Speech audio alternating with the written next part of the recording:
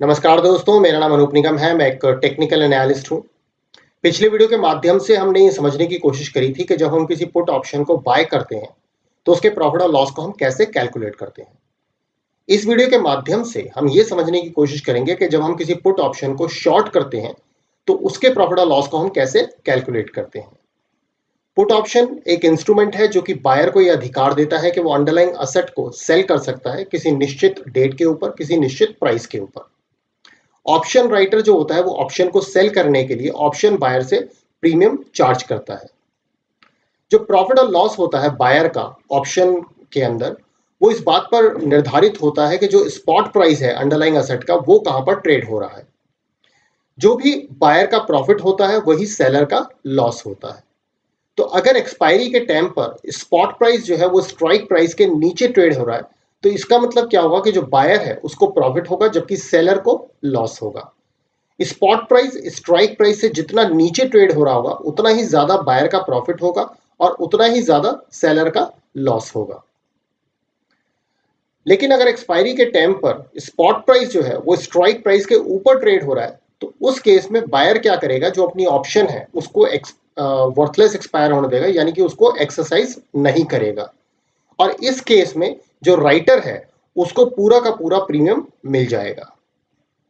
तो जैसे मानिए कि ट्रेडर ने स्टॉक एक्स की पुट ऑप्शन जो कि स्ट्राइक प्राइस 2250 की है उसको सेल किया। तो जब भी हम किसी पुट ऑप्शन को सेल करते हैं तो हम उसको बाय करेंगे किसी फ्यूचर डेट के ऊपर, किसी अननोन प्राइस के ऊपर। और जब भी हम किसी ऑप्शन को सेल करते हैं तो ऐसा बोला जाता है कि ये शॉर्ट पुट है। तो इस केस में होगा क्या कि अगर स्पॉट प्राइस जो है ये स्ट्राइक प्राइस के ऊपर चला गया तो उस केस में क्या होगा, सेलर को प्रॉफिट होगा। लेकिन अगर स्पॉट प्राइस स्ट्राइक प्राइस के नीचे है तो सेलर को लॉस हो जाएगा। तो आइए अब ये जानने की कोशिश करते हैं कि जो पुट ऑप्शन होता है उसके प्रॉफिट को हम किस प्रकार से कैलकुलेट करते हैं।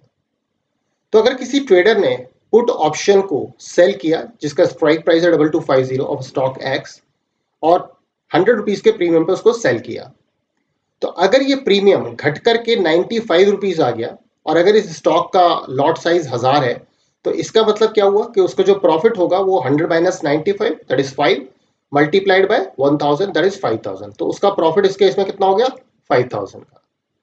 इसी प्रकार से लॉस का भी सिनारियो देख लेते हैं। जैसे मान लीजिए किसी ट्रेडर ने पुट ऑप्शन को सेल किया जिसका स्ट्राइक प्राइस है 2250 ऑफ स्टॉक एक्स और 100 रुपए के प्रीमियम पे इसको शॉर्ट किया। और अगर इसका जो प्रीमियम है वो 105 रुपए हो गया, तो उस केस में क्या होगा कि उसको लॉस हो जाएगा। अगर इसका लॉट साइज 1000 का है तो उस केस में उसका लॉस कितना हो जाएगा, 5 इंटू 1000 दैट इज 5000।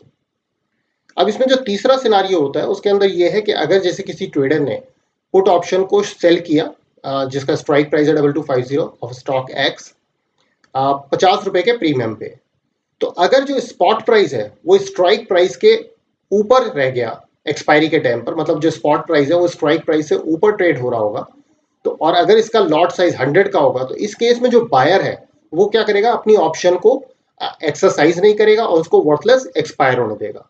तो इस केस में क्या होगा, जो ऑप्शन का जो प्रीमियम जो बायर ने पे किया है सेलर को, वो पूरा का पूरा उसका प्रॉफिट हो जाएगा। आइए अब इसी चीज को हम ग्राफ से समझने की कोशिश करते हैं। जैसे किसी ट्रेडर ने 2250 स्ट्राइक प्राइस की पुट ऑप्शन को शॉर्ट किया स्टॉक एक्स की और 100 रुपीज के प्रीमियम पर, तो अगर जो स्पॉट प्राइस है वो स्ट्राइक प्राइस के नीचे रहेगा तो उस केस में क्या होगा, सेलर को लॉस होना शुरू हो जाएगा। लेकिन अगर स्पॉट प्राइस जो है वो जो है स्ट्राइक प्राइस के ऊपर चला गया तो उस केस में क्या होगा कि सेलर को प्रॉफिट होना शुरू हो जाएगा। तो दोस्तों इस वीडियो के माध्यम से हमने ये समझने की कोशिश करी कि पुट ऑप्शन को जब हम शॉर्ट करते हैं तो उसके प्रॉफिट और लॉस को हम कैसे कैलकुलेट करते हैं। तो अगर आपको ये वीडियो अच्छा लगा हो तो आप इसे लाइक कीजिए, मेरे चैनल को सब्सक्राइब कीजिए और इस वीडियो को ज्यादा से ज्यादा लोगों के साथ शेयर कीजिए। थैंक यू, धन्यवाद।